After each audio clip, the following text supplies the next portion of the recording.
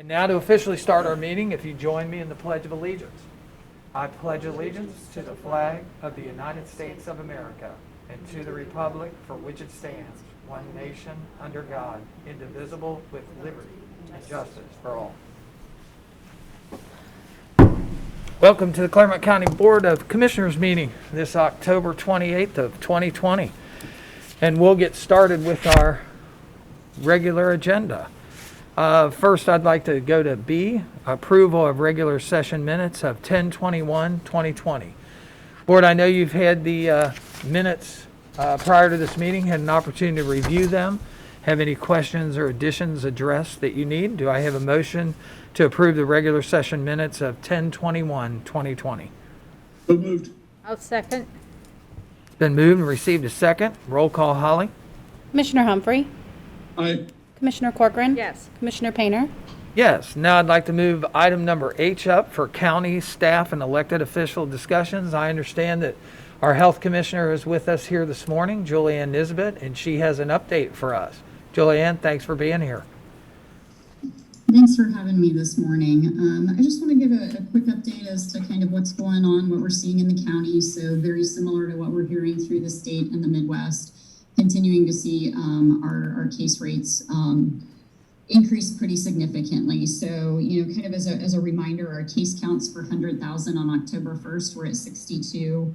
And as of this morning, they're at 210 per 100,000 population. So, a greater than 3 times increase holding our case counts. I am anticipating we will, kind of move into the red in the alert system this week based off of the data I'm seeing so far.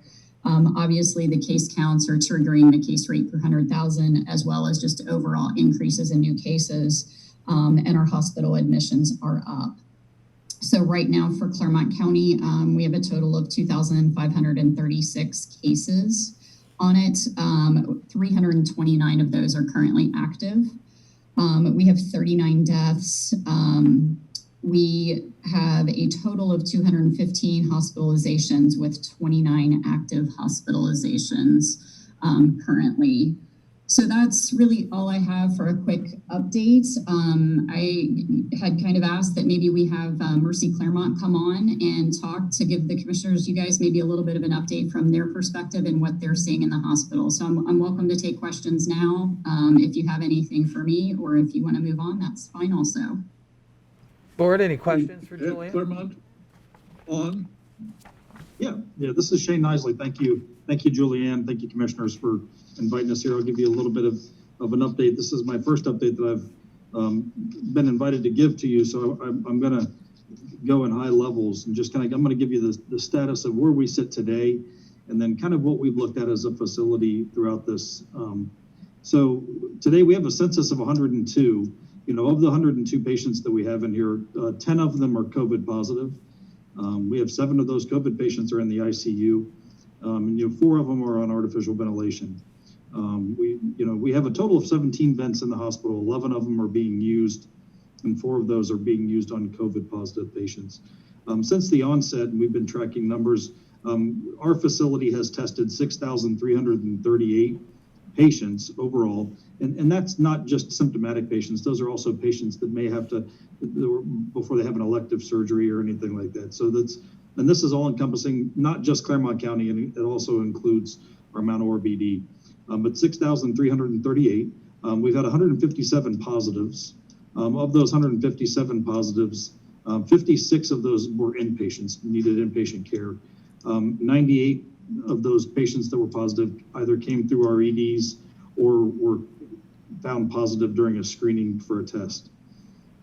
At the beginning, testing was the issue. I think that we're sitting fairly comfortable right now with our testing capabilities. We have 2 on-site Abbott ID Nows that we use. Those are what you commonly hear to referred as the Abbott tests, the rapid tests, and we have 2 of those on-site.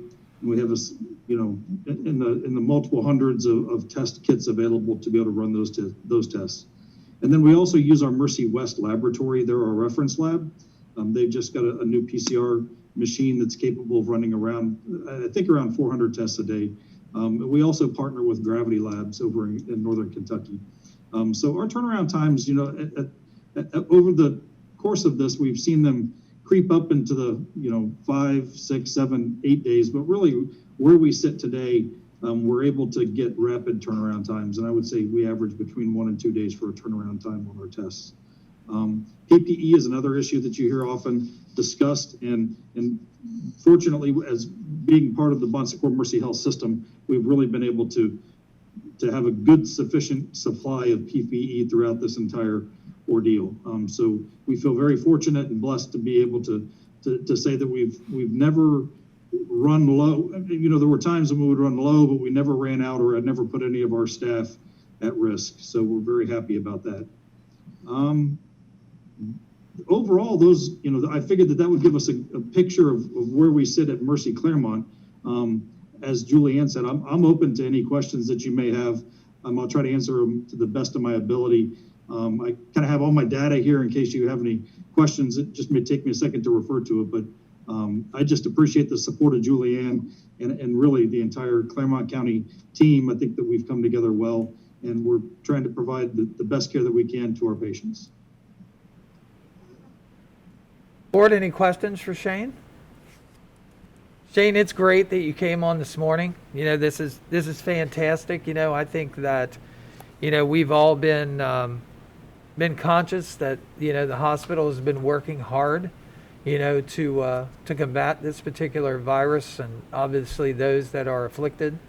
One of the things that comes to mind that people haven't really gotten to have a good explanation on is, you hear in the news about ICU capability, and I really don't think people understand how a hospital is set up when it comes to ICU, and the fact that you have to have ICU rooms that are obviously not occupied for other surgeries or traumatic injuries, and then the difference in, clean rooms that are used for like tuberculosis and other communicable diseases. Could you just touch on that a minute? How the hospital there at Claremont is set up?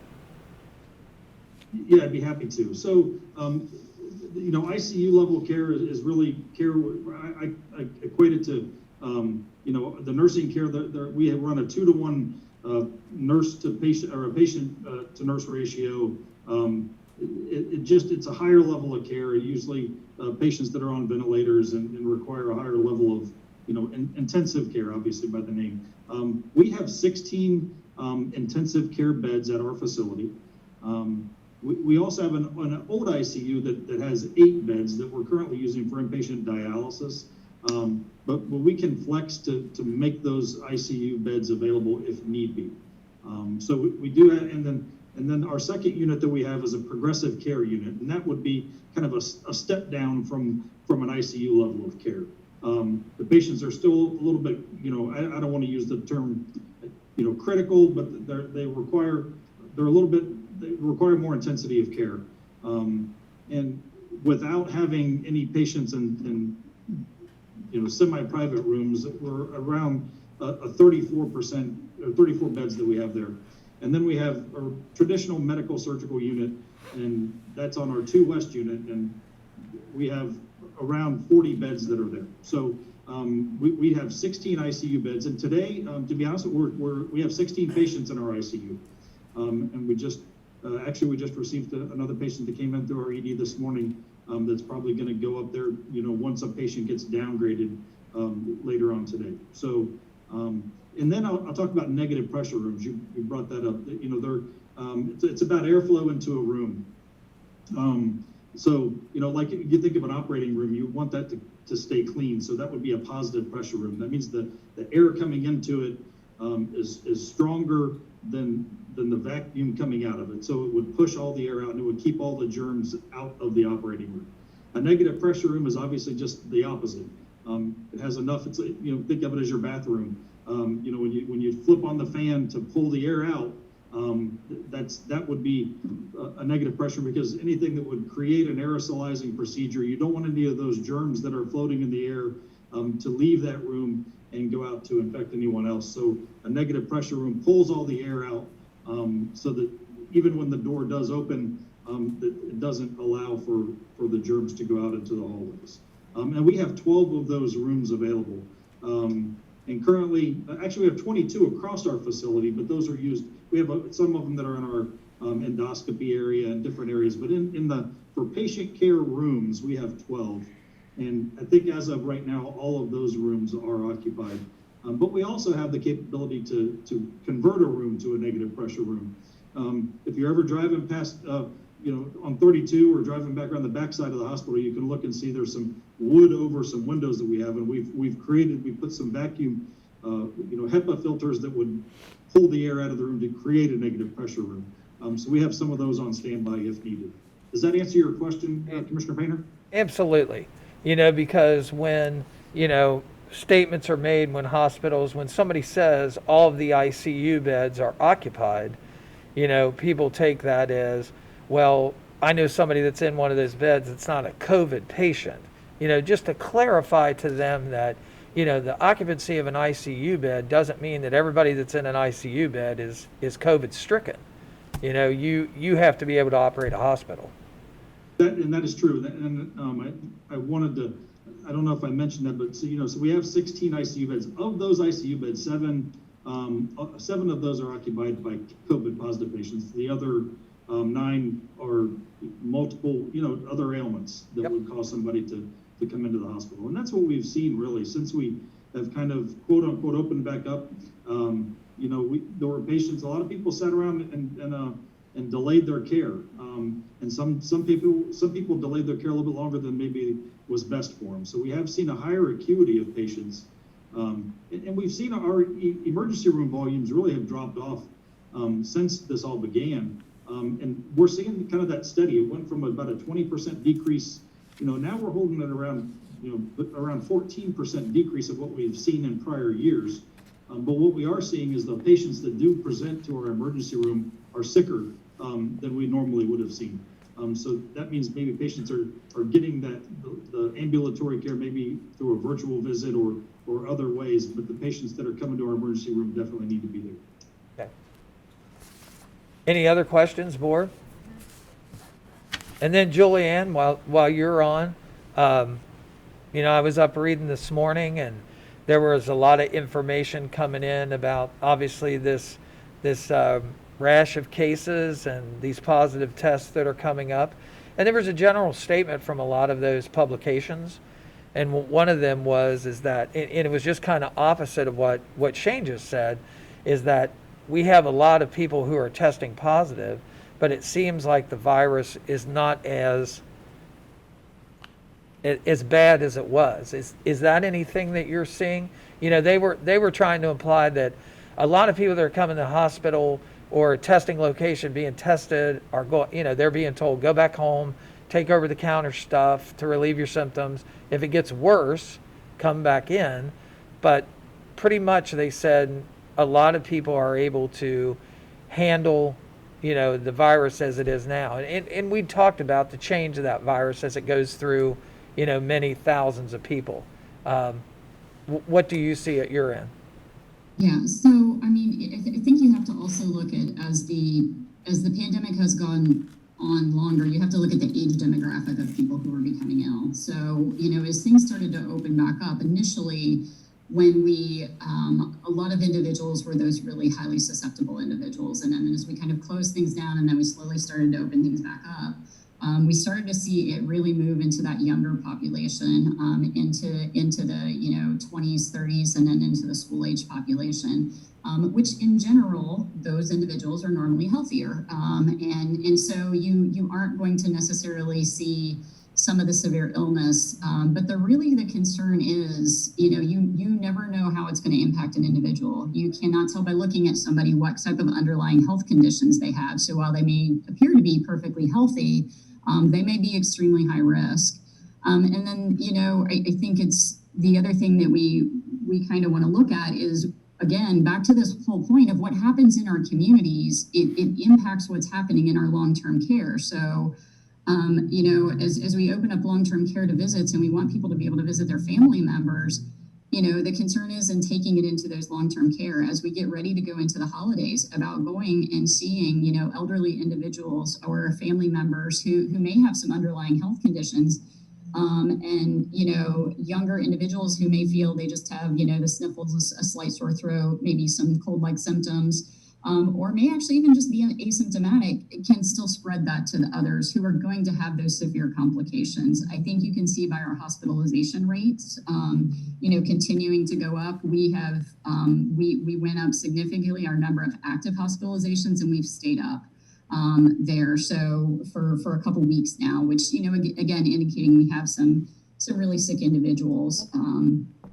You know, and then obviously kind of keeping an eye on the death count, because as we kind of see historically, as cases go up, you know, hospitalizations will lag, and then they'll go up, and then eventually deaths will go up too with that. So we just want to really keep an eye on it. Again, making everybody cognizant of what is happening in the community. It is, you know, it spreads elsewhere. Again, our schools are still doing a really good job, you know, in those school environments. But we are seeing more and more cases. And that is simply the fact, the more that's in the community, the more we're going to find in all of those other environments. Okay. You know, I think that the one final thing I think I would say too, because I think what you see a lot of the people have beliefs that it's just like there's more testing, so there's more positives. One of the things we kind of monitor and keep an eye on is our percent positivity rate on it. You know, for probably since mid-July, we've held around a 4% positivity rate, and that is going up also. So it's not just because we're running more tests or finding more it's truly, when you look at the total number of tests being ran and that percent positivity rate, it is starting to go up also. And again, you know, not necessarily dissimilar to what we're seeing in the region, in the state, in the Midwest at this point. So kind of to wrap up, I mean, nothing to be afraid of, but follow the proper protocols, and if you can avoid it, obviously avoid it if you can. Wash your hands, wear your mask, avoid large gatherings, social distance. And staying home when you're sick is probably really one of those most important things right now. Really, you know, parents have to keep kids home when they're ill. You know, employers need to make sure workers stay home if they're ill too, to just prevent that further spread. So yes, definitely all the things that you had indicated with it. We want people to remain vigilant, you know, in everything that they're doing, wearing masks, hand washing, but also just make sure that you're staying home, that you're sick, and being really cognizant about others. You know, if you are going to have close contact with another individual, you know, a family member, a loved one, as we kind of get close to the holidays and stuff, that you really need to think twice about it and be cognizant. We have some, you know, some information about kind of knowing your circle, and it's not just your circle. You have to think of everybody who's in your circle. They have another circle too. So while your circle may be really small, one of those people in your circle may have a very large circle. And you just really want to be cognizant of that as we continue to move forward. Okay. Board, any further questions? Shane, Julianne, thanks for being here with us this morning. Shane, thank the team over at Claremont Mercy, you know, for everything that they do and the hard work that they're putting in. I know they're worn out. I know nurses on those floors have carried all kinds of hours. We appreciate their efforts and what they do. Julianne, thanks for being here with us this morning, and thanks to your team also. Thank you. Thank you. Thank you very much. Before we move on, I just want to make sure that I acknowledge that Ed Humphrey is joining us today by virtual. I'm sure our viewers have seen that enough times to know that even though it looks like you're sitting right here next to me, you're really not here. But you are here to participate. So thanks, Ed. Thank you. And before we move on, I would like to see if there are any additional elected official or staff comments. I understand we might want to talk about Cronus relief expenses this morning. Yeah, we have a couple members of our finance committee, Jennifer Hartley and Debbie Bailey, online with us. So if there's any questions, hopefully they can jump in when needed. But you've seen this spreadsheet before, so we have a few updates. The finance committee met yesterday, so we just want to walk through those with you just for a few minutes. So the current grant is a little close to $9.8 million, and then we have some interest that we've earned on that money. So the total revenue is $9.793 million. We have 5 strategies that they've remained the same. The first strategy has not changed. We've still allocated $2.5 million to that strategy, and that is just the expenses that we're coding to COVID-19. So currently it's a little over $1 million we've coded to that. So we still have about $1.5 million remaining to get us through the remainder of the year. Second strategy was the benefit to outside government structure. So that included the Small Business Relief Initiative. And I think Mike is going to update us on that, but I want to give that a minute because I know Jennifer Hartley has a meeting here shortly, so I want to give her an opportunity to talk about the grants for the schools. The Finance Committee approved $1 million for that. I think we're going to try to base it on student population. So Jennifer, do you have any updates or comments you want to make on the grants to the schools? Not at this time. I've been in contact with the Claremont Educational Service Center to get student counts, so I'm finishing that up today so we can kind of have an idea of how much we could potentially give to each school district. And I think yesterday they brought up an issue with Felicity Franklin School. That's correct. Signage. Is that also included, Jennifer, in that amount? Would that be something that would qualify? The project would qualify. I did not include it. We can either include it as part of the grants to schools, or we can include that as a separate project. I've had the school district and the police chief with Village of Felicity talk about this project. I don't know if you guys want me to go into it in detail now, or... I don't know what the project is. What is it? Yes, please go into detail. Okay, so with COVID, a lot of the parents in the school districts are taking their kids to school instead of using the bus system right now. So it caused an increase of traffic in the Village of Felicity. The street that the school is on is a two-way street currently, and they have kids that cross that street and are dodging cars. So it becomes a hazard for them. They would like to do some signage and some crosswalks with the lights to be able to, during the morning and the afternoon, make this a one-way street to help with the traffic and to help with the safety of the kids. And the cost of the project is about $30,000. And just to talk about that a second, Jennifer, I'd received a call yesterday from one of the members of the board there at Felicity Franklin about this project, and they had said that they have the bids. They've actually got quotes for everything that needs to be done, and that the overall project was about $36,000. Just to kind of update you. I just received that call yesterday about 9 a.m. Okay. So we can either include that as a separate project, or we can include it as part of the allocation of that $1 million once we get the student count. What I would suggest, just my suggestion, I don't know what the board thinks. I'd like to see that handled as a separate project, since Felicity has already got all the bids and everything that they need in place. I don't know what the other conversation or desire, but I think that's something that makes perfect sense. Have they applied for other grants or anything to cover that? Any of that? Their grants. Have they applied for anything else prior to this to cover any of that? Yeah, they have the previous COVID money that they have received has already other been than dedicated COVID is to- what I No, meant. they have not. They have not. And what was that cost, Jennifer? You say $30,000? Well, Mr. Painter has the updated cost of $36,000. 36, okay. Yeah, 36. Now, you're talking about also putting in a crosswalk in that area? Is that what they're It's talking? crosswalks, lights, and signage. Are they talking about, Apparently improved signage at the crosswalks, Yep.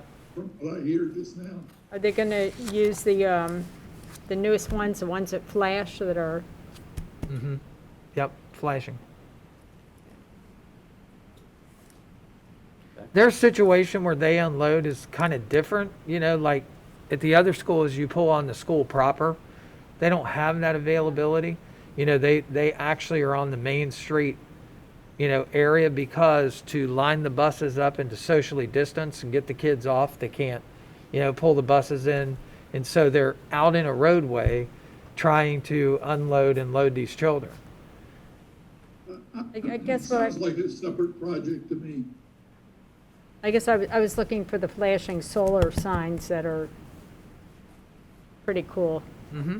I mean, on top of just regular signage, because it really does help. It's Yeah, I would think these include that. I didn't see the actual quote, but they did mention flashing lights and signs and crosswalks, so. And I know they had I believe they'd talked to the engineers department too about the items that were available. With the board, we can add that as a separate line in here if the board wants to do that. Okay. The next Sounds item, good. I'm sorry, go ahead, Mr. Humphrey. Sounds good to me, had a separate line.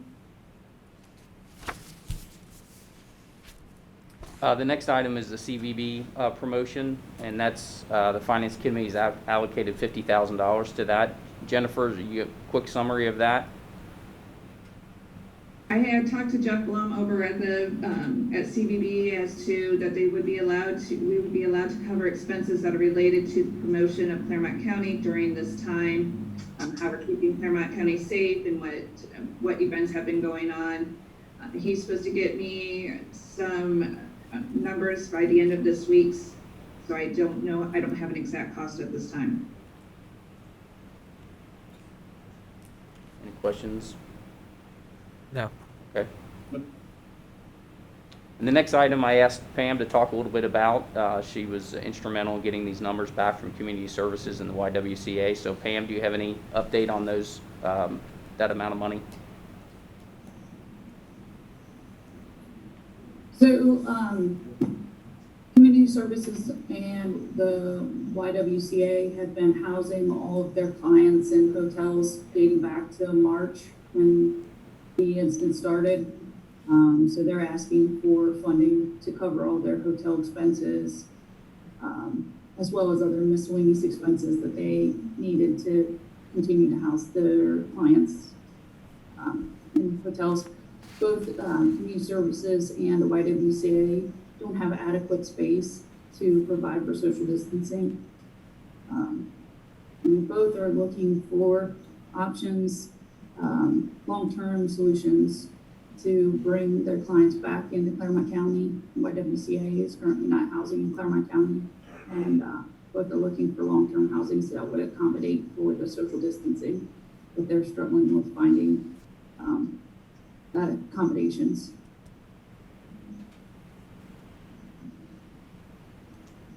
And then Senior Services, that's reimbursement for PPE. They're trying to open their adult day and their lifelong learning centers, so they need additional assistance to try to get those places open. So they've asked for reimbursement of PPE. I would guess is the Saul Center part of that? That would be Community Services. I'm sorry. That would be a part of the request from Community Services. Okay, thank you. Yeah, because Pam, correct me if I'm wrong, when it came to the Saul Center, they pretty much closed down out there and they moved clients into motel settings. Is that correct? Yes.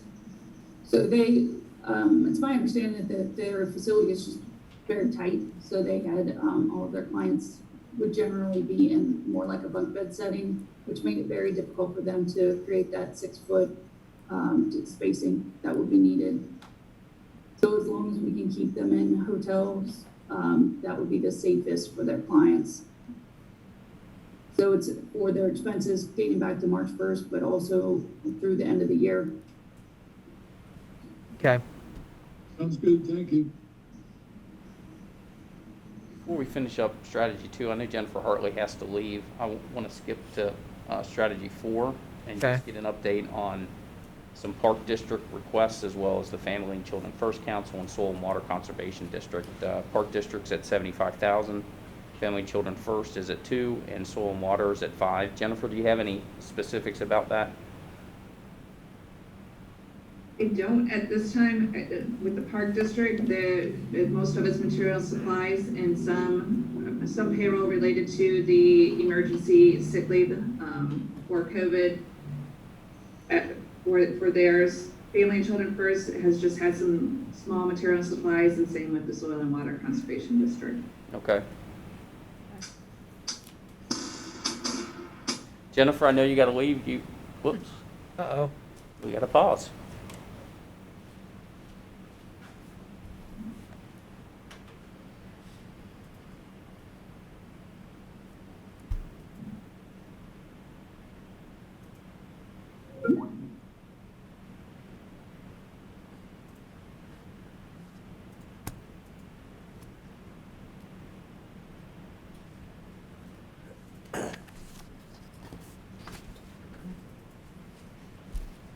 We're waiting for Jennifer to come back on. Waiting for everybody. Yeah, she should be on. This is just. This is our side.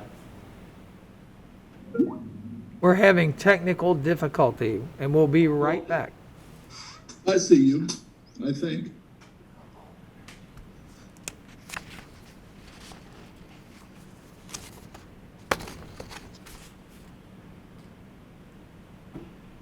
Here we go.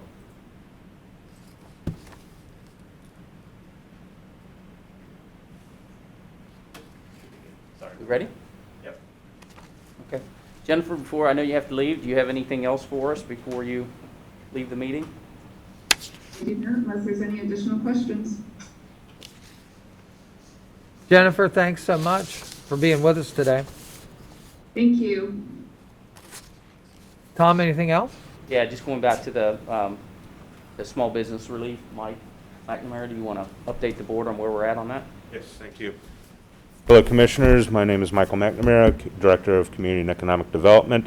Before I give you the latest numbers, I just wanted to thank also Jennifer Hartley and Tina Williams from the Auditor's Office for assisting in the Small Business Relief Initiative, as well as the members of our staff in the Commissioner's Office and in the Community and Economic Development Office. Round one, we set aside $500,000 for the Small Business Relief Initiative. We received 81 applications for $435,000 in commitments of eligible small businesses. So when round two came around, we set aside another $500,000. So far, round two is still open. Will be open through Saturday. We've received 40 additional applications for an additional $285,000 in requests. The award letters for round one went out on October 7th. Since we're still accepting applications for round two, award letters have not gone out, but we have received a total between round one and round two, $730,000 in requests. Wow, that's great. If there are any questions, I can answer now, or The only question that I would have on the round one, where are we at as far as actually getting those businesses a check in their hand? we are still, so the award letters went out, and then with those award letters, we requested additional information. That additional information, which includes receipts, setting up as a vendor in the county, and some additional information. We are processing that. We've requested it. We're still getting that information in. And then once that information gets in, we have them sign a contract. That contract will then be assigned by the administrator. Once the administrator signs the contract as well, so we'll have an executed contract. Then we'll create an invoice, and then the businesses will be paid by that invoice. Okay. So we are currently in the processing of that information, and then once that is processed, it'll go into the next step. Okay. Awesome, great, thank you. Thank you. Will we get that completed in our time frame that is required? Yes, we are working to make sure that. Quite a process. What's that? Sounds like quite a process. Will we get it done in the time frame that we have available? Yes, sir. Thank you. Thank everyone. Thank you. Thank you.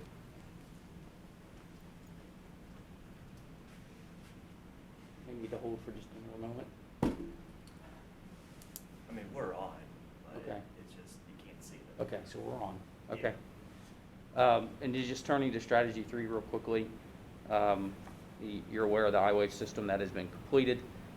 We purchased the thermal imaging cameras. One of the items is the individual radios for the 911 center for $100,000, and I would just want to have Greg or John Cascaden take a minute just to describe to the board exactly what we're going to use those radios for.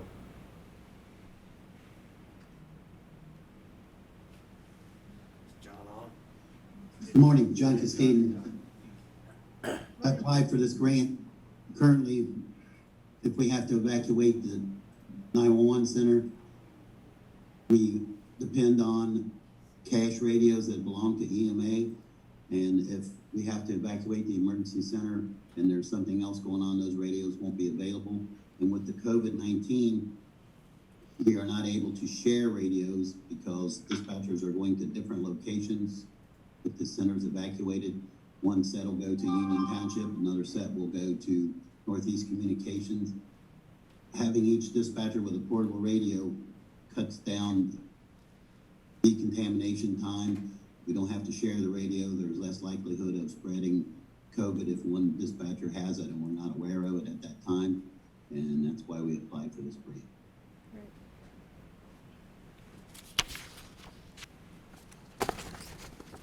Board want us to go over anything on strategy 3?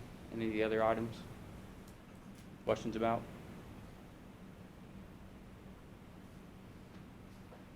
I'm good. Okay. Good. Strategy 4 is just reimbursement to other government agencies where the county auditor is the fiscal agent. So we already went through the Park District, Family, Children First, and Soil and Water. Public Health has submitted a number of items to us. The Finance Committee reviewed those items. They recommended approval. Administratively, we reviewed those items and then met with Julianne and talked through those. We came out with about $400,000. Primarily, those expenses are related to preparation for vaccinations. So getting the equipment and the storage capacity and the vehicles necessary to dispense vaccinations. Okay. Any questions about strategy 4? Okay. Strategy 5 is, you'll see later in your agenda regarding expenses related to personnel. And so strategy 5 is covering those expenses. So the resolution later on the agenda is for public safety personnel, as well as any other county personnel that has tracked their time. So Now- that is strategy 5. So we still have about $2.2 million available for that.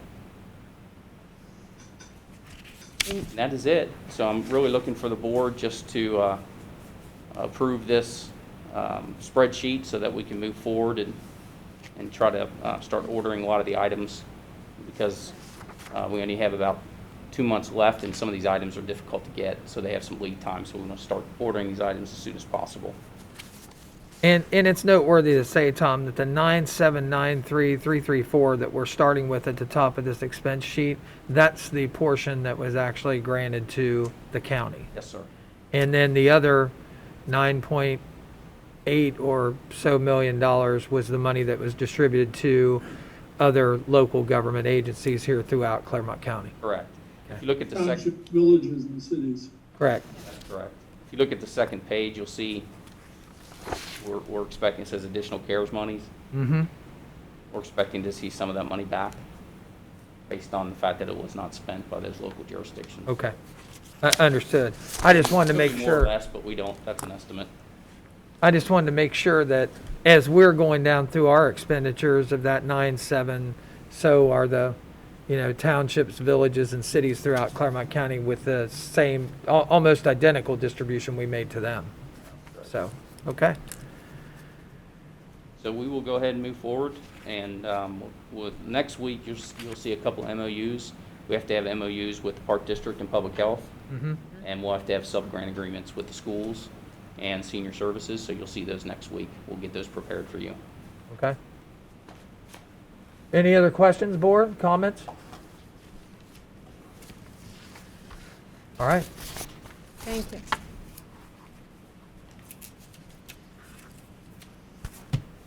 Is that everything we have, Tom, for county staff and elected official discussion? Yes, sir. Okay. Then we will move on with the agenda. We'll go to C. We have a proclamation today for the designation of October 28th, 2020 as National First Responder Day in Clermont County.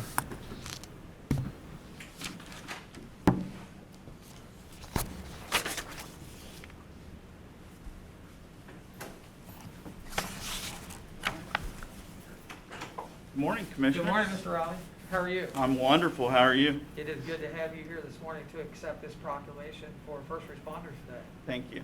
And thank you. Thank you and your team for your service. You bet. I'd like to share this proclamation this morning for National First Responders Day, October the 28th, 2020. Whereas first responders are the courageous and dedicated men and women who in the early stages of an emergency work to protect and aid the public as both professional and volunteer first responders. And whereas first responders include 911 dispatchers, law enforcement officers, professional and volunteer firefighters, professional and volunteer emergency medical services personnel, emergency management professionals, search and rescue teams, and members of other organizations in the public sector. And let's not forget about the canines that come with them.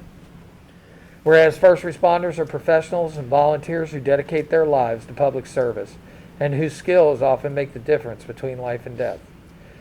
And whereas first responders are ready to aid the public 24 hours a day, 7 days a week, regardless of inclement weather or other hazards. They put their lives on the line to keep the public safe. Some pay the ultimate price in the line of duty, a sacrifice we should never forget.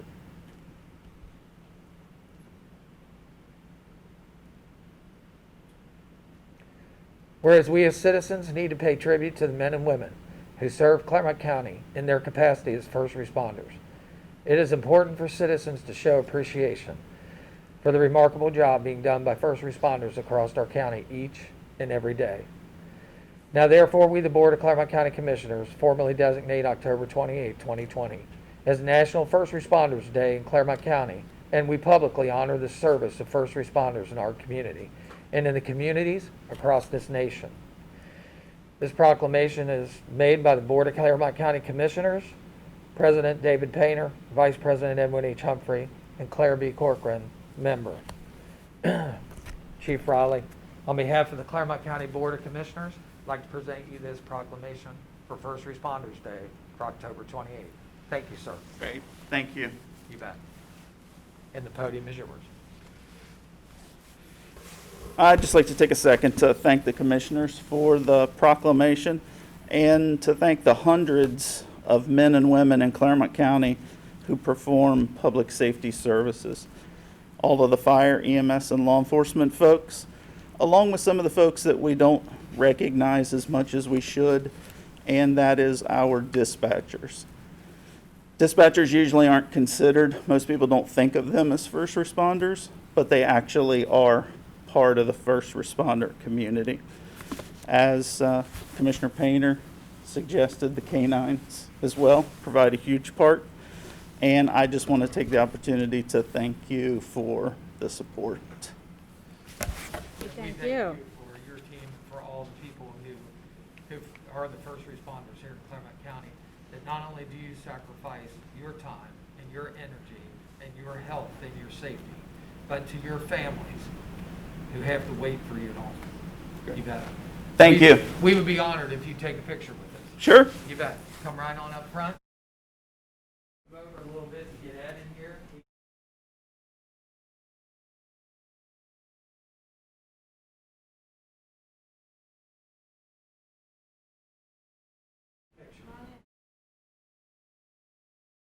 Tell me where I need to be. Oh, hold on. Ed, can you say something? It's muted. Unmute.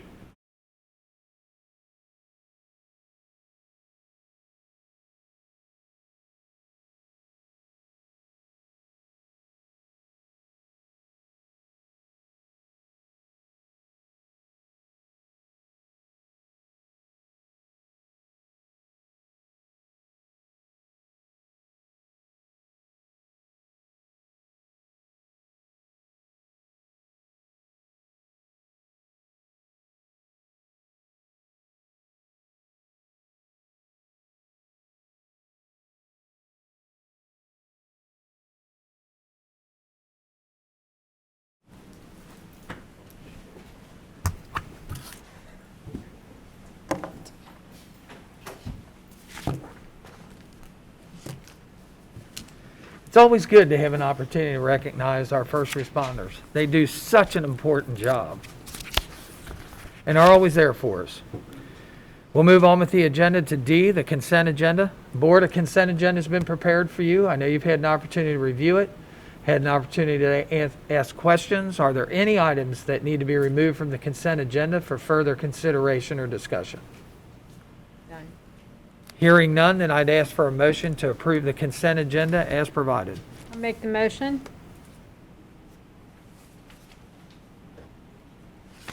Is he muted? It's muted. I'll second that motion. Second. Oh, Ed second. I'll let him do that. Thank you. It's been moved and received a second. Roll call, Holly. Commissioner Corcoran? Yes. Commissioner Humphrey? Aye. Commissioner Painter? Yes. And we'll go to item E, the non-consent agenda. Non-consent starts at item number 8 on page 6. And it starts with a recommendation that the Board of Claremont County Commissioners adopt Resolution 166-20, resolving to approve payment to vendors in the total amount of $2,544,206.55, as set forth in the BCC Approval Invoice Report for checks dated October 28, 2020, BCC Directed Prepaid Invoice Reports, and/or the Procurement Card Transaction Report as presented by the County Auditor on 10/26/2020, and further authorizing the County Auditor to issue warrants for the same pursuant to Section 319.16 of the Ohio Revised Code. Do I have a motion for approval? So moved. I'll second. Been moved and received a second. Any further conversation? Roll call, Holly. Commissioner Humphrey? Aye. Commissioner Corcoran? Yes. Commissioner Painter? Yes. Item number 9. Good morning, Commissioners. Tim Dick, Director, Department of Job and Family Services. Item number 9 is the recommendation of myself, with the concurrence of Thomas J. Icu, County Administrator, to execute a contract for services by and between the County of Claremont, Ohio, and Child Focus Incorporated, located on Icolts Road in Cincinnati, for the provision of specialized care services for youth referred by Claremont County Family and Children First at a rate of $92.09 per day, effective September 21st, 2020 through August 31st, 2021, pursuant to and in compliance with the terms and conditions specified therein. These services are for respite services for youth outlined in Exhibit A. These services will be funded through the Ohio Department of Medicaid with multi-system youth funds. In order to receive these, the funding is necessary for us to execute a contract for services between the parties. Board, you've heard the reading of item number 9 for specialized care services. Do I have a motion for approval? I'll make the motion. Second. Been moved and received a second. Any further conversation or discussion?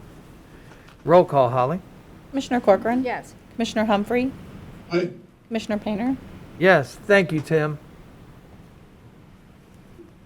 Item number 10. Good morning, Craig Reisner, Claremont County Engineer's Office.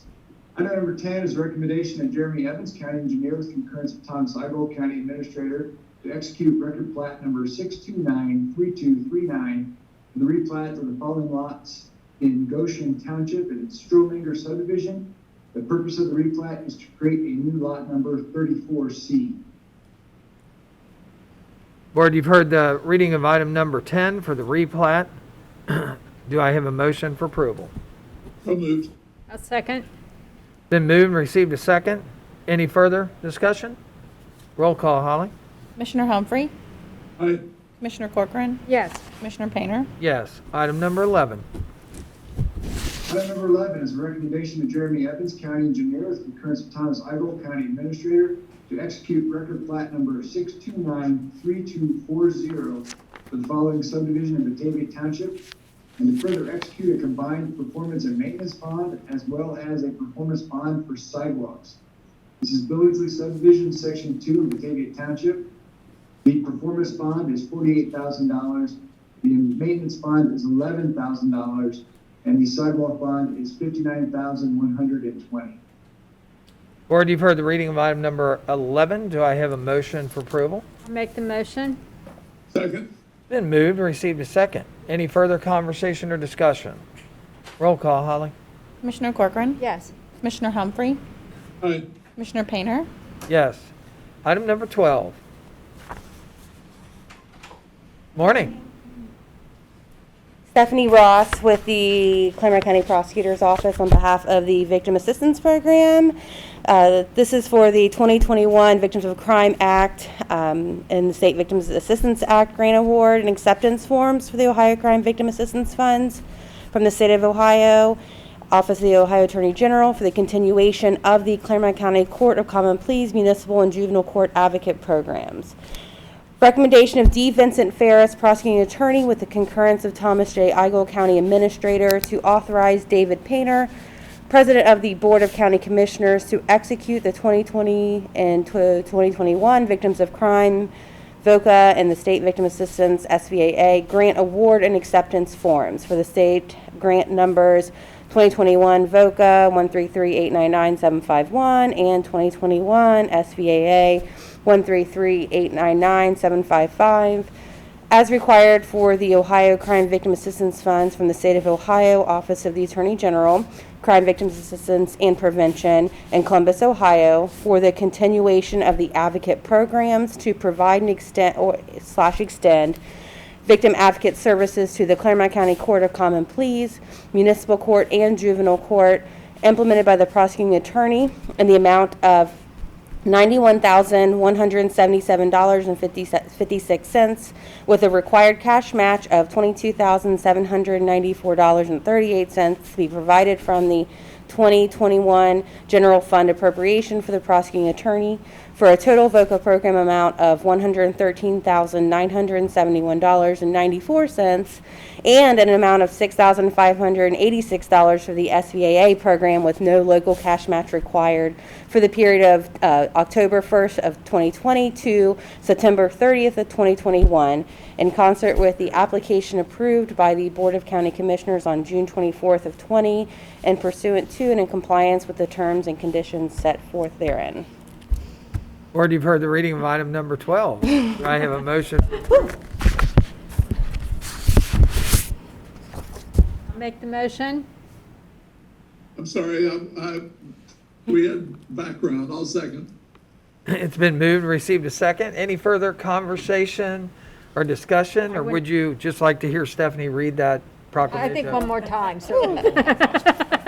May I say something just real quick? Oh, absolutely. I just wanted to let you know that the entire VOCA program nationally, the funding was cut this year, and it was roughly 38 to 40% for all programs. So our program did receive, it was about a 38% cut, more than we anticipated. So the funding has been, we have found the funds, so our program is still going to continue at the allocation that it was. But we have in the last 2 years lost over $60,000 from funding from the VOCA, from the Victims of Crime Act. So that we receive that money from civil fines. They're trying to change that to add the criminal penalties as well, but that's still something that's in the works. So. But, you know, you brought up a good discussion with that, you know. Victims of Crimes provides that grant to get things moving, makes a commitment to, you know, follow on with that. And then, you know, you provide the service. Everybody knows that they want to be sensitive to victims, you know, obviously of crimes and what victim rights are. And then immediately they start backing off the funds that are used. And we see that a lot when it comes to, you know, programs for crime, whether that is, you know, in the criminal system or it's in the indigent defense reimbursements or, you know, and that's one of the things our legislators, you know, need to work on hard is to make sure that, you know, those things that are important to them, that they're going to move forward, that they continue to fund. And yeah, I think with the passing of Marcy's Law in 2017, it was overwhelmingly passed by the citizens of at least our state. And, you know, it's obvious that the need is there and the want is there, that I think it's something that should be on the forefront of everyone. But of course, it's near and dear to my heart, so. Yep, understood. All right, thank you very much. Well, it's been moved and we've received a second. Any further conversation or discussion? No. Roll call, Holly. Commissioner Corcoran? Yes. Commissioner Humphrey? Aye. Commissioner Painter? Yes. Thanks, Stephanie. Thank you for being here today. Item number 13. Good morning. Pam Havercost with Clermont County Emergency Management Agency.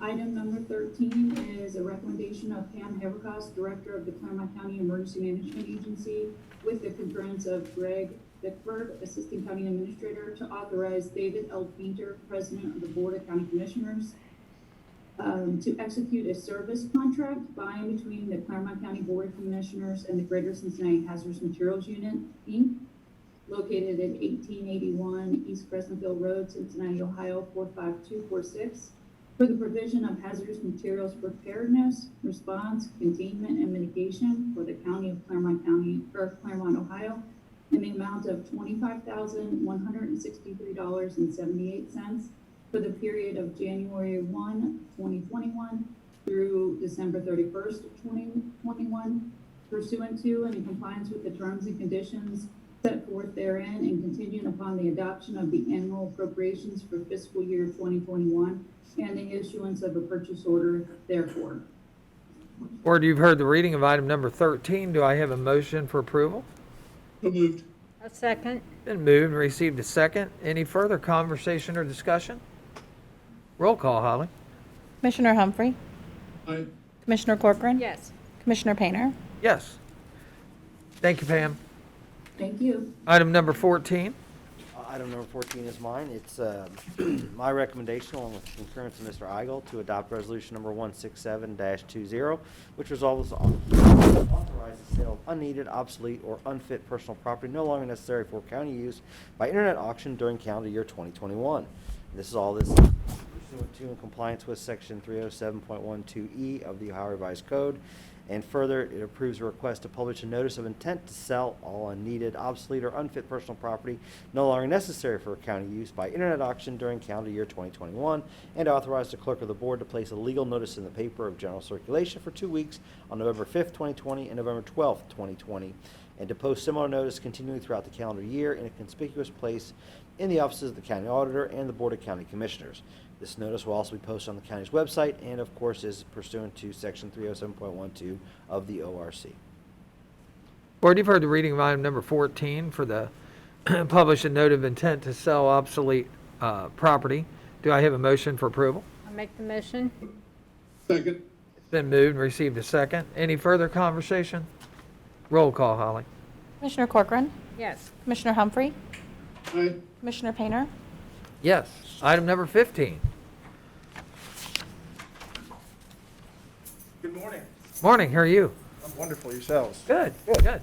Agenda item number 15 is a recommendation for myself, Wade Grabowski, Director of the Facilities Management Department, with the concurrence of Mr. Thomas J. Eigel, County Administrator, to execute change order number 1 to the contract for professional services by and between the Board of County Commissioners, Claremont County, Ohio, and KBA Incorporated out of Milford, Ohio, for the provision of architectural and engineering services for the countywide security upgrade project previously ratified by the County Administrator on 11/8/2019, which represents an increase in the amount of $30,000 for additional architectural and engineering services for a total adjusted not to exceed contract price of $79,500, as well as an extension of time of 180 calendar days for the completion thereof for a revised contract completion date of 5/6/2021.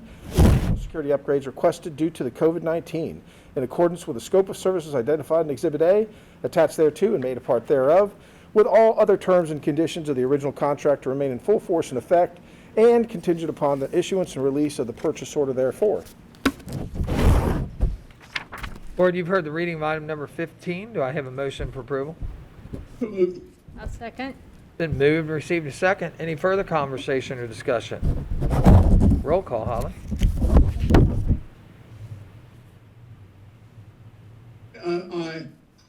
I didn't hear my name. I'm missing out. Okay. Commissioner Corcoran, Yes. Commissioner Painter, Yes. Thank you very much. Thank you. Thanks, Wade. Item number 16. Item number 16 is a recommendation of the concurrence of Thomas J. Eigel, County Administrator, to reappoint the following representatives to serve on the Claremont County Family Services Planning Committee for the terms outlined below for the purpose of gathering public input and reviewing and making program recommendations and developing and maintaining a community plan to implement Ohio Works First pursuant to and in compliance with Section 329.06 of the Ohio Revised Code and other programs established under Chapter 5107, which is Ohio Works First Program, and Chapter 5108, which is Prevention, Retention, and Contingency Program of the Ohio Revised Code.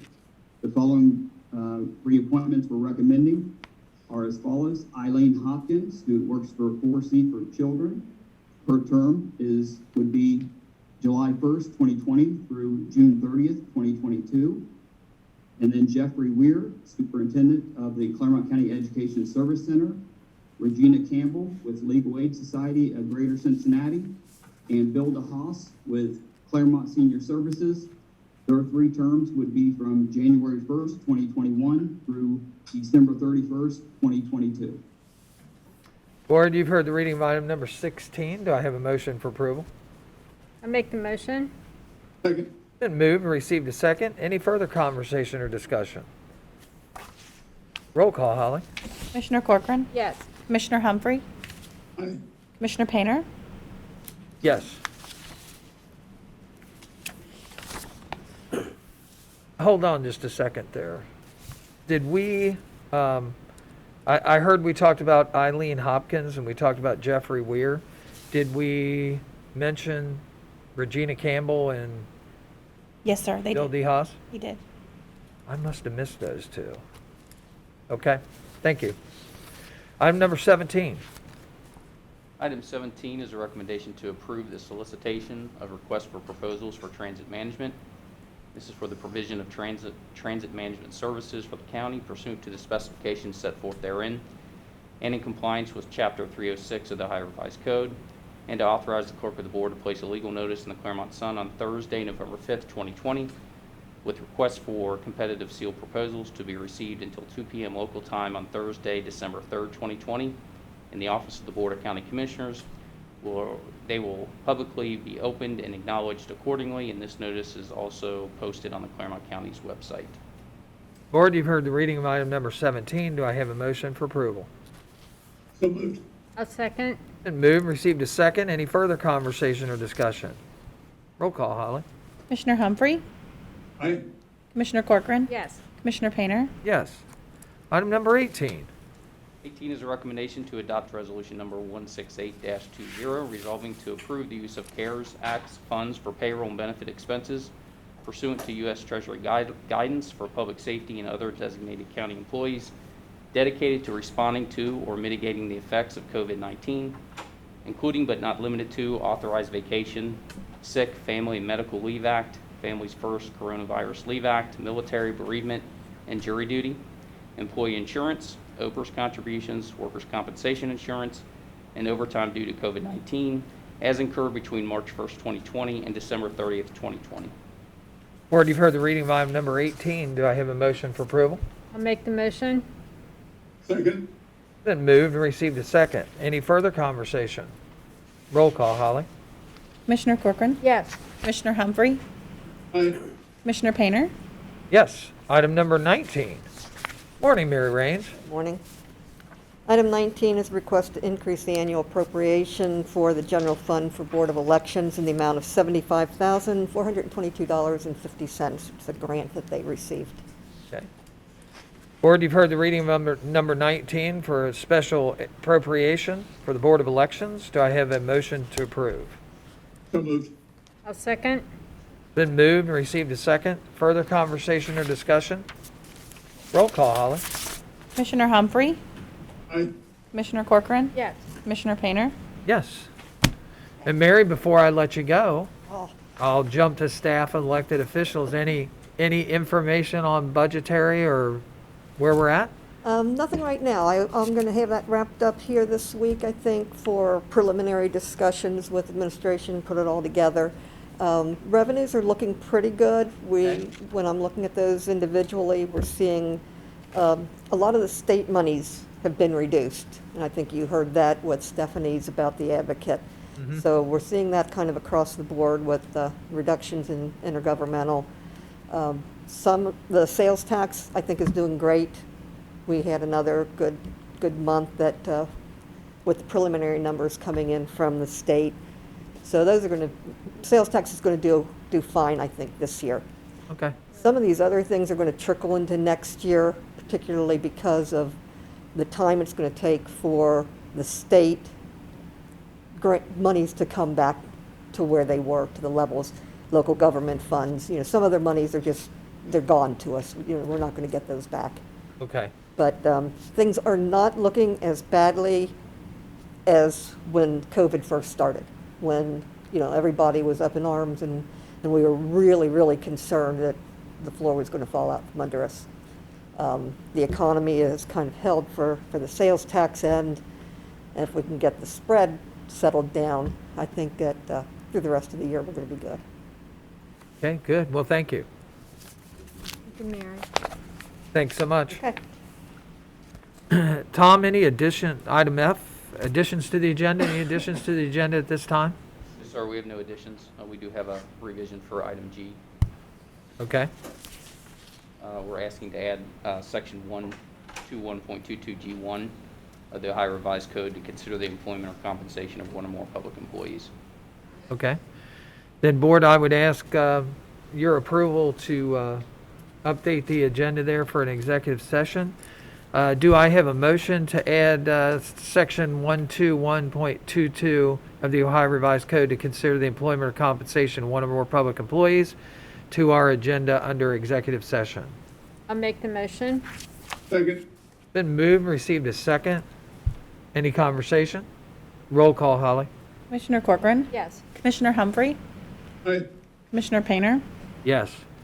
So we'll move to item G. I'm requesting an executive session pursuant to section 121.22 G1 and G3 of the Ohio Revised Code to first, consider the employment or compensation of one or more public employees, and second, to confer with the prosecuting attorney regarding pending or imminent litigation. Do I have a motion to go into executive session?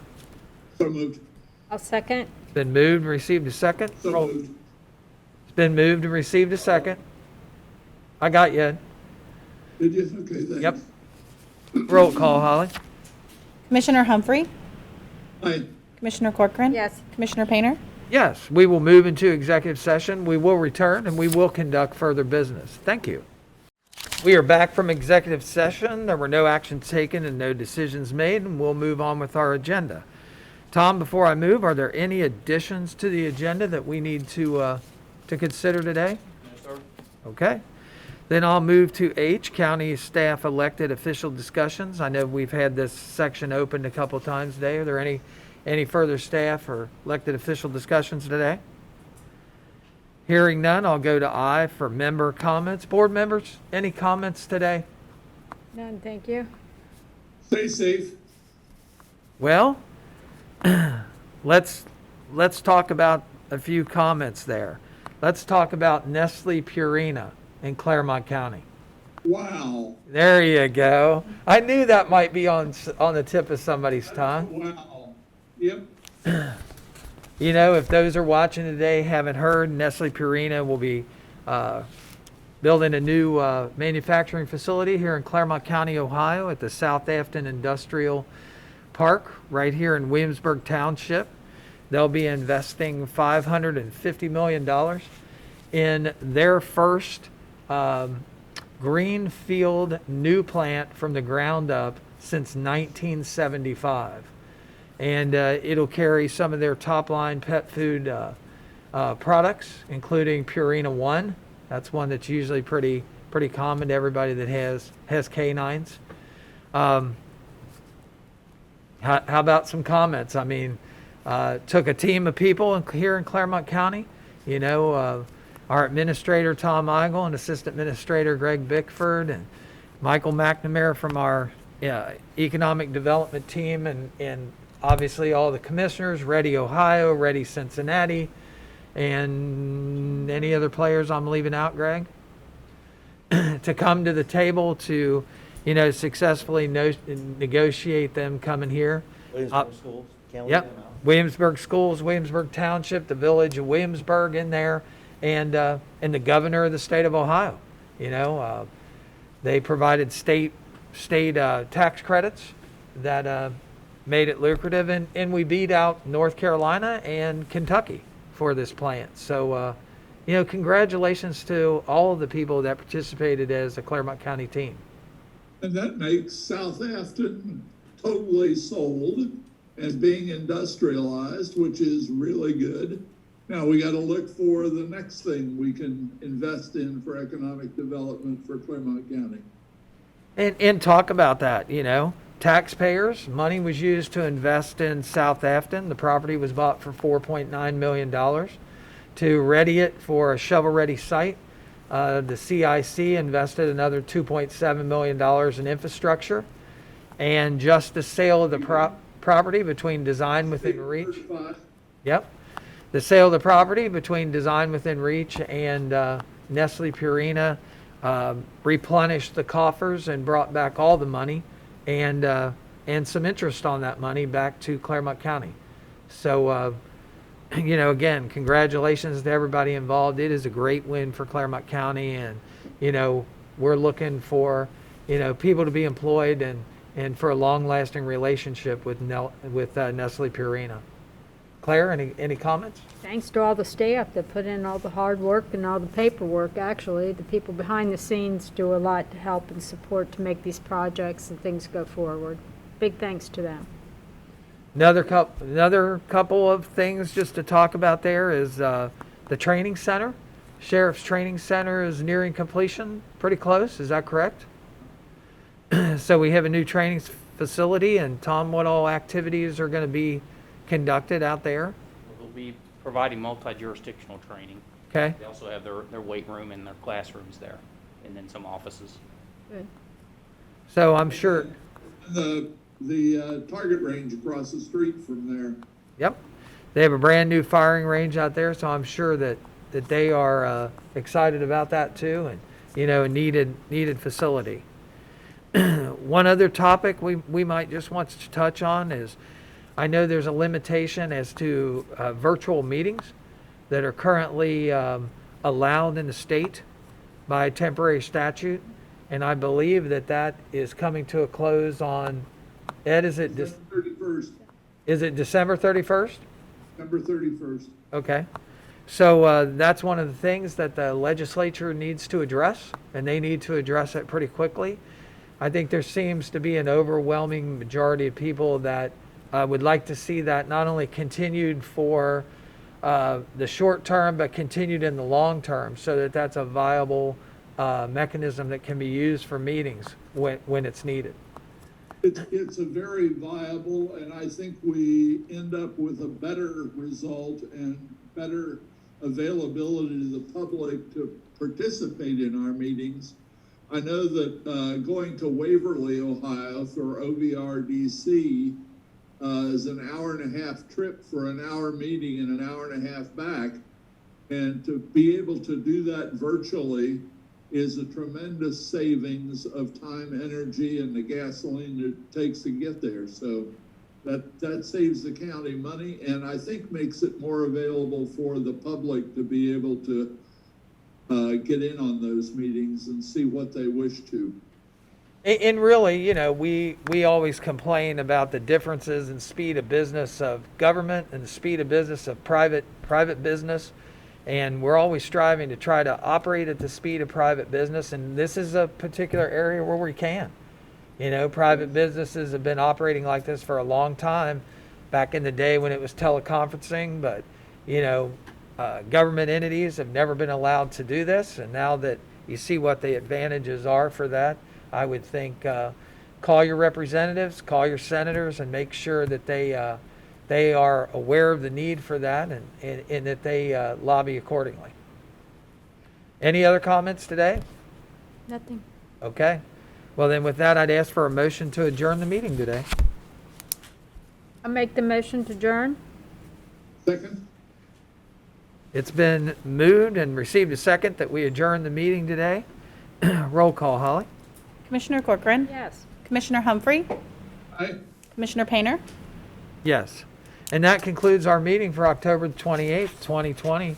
Thanks for listening, and thanks for participating, and also thanks to Nestle Purina for picking Claremont County.